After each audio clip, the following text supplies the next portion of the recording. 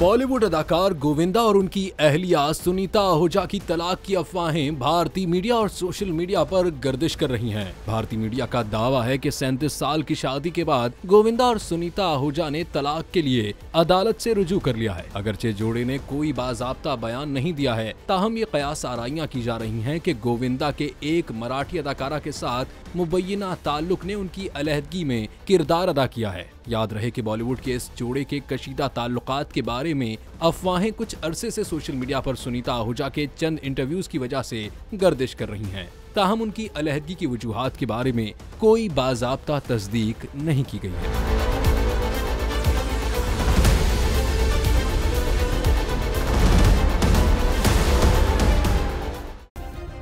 Subscribe करें और bell दबाएं ताकि कोई खबर रह न जाए।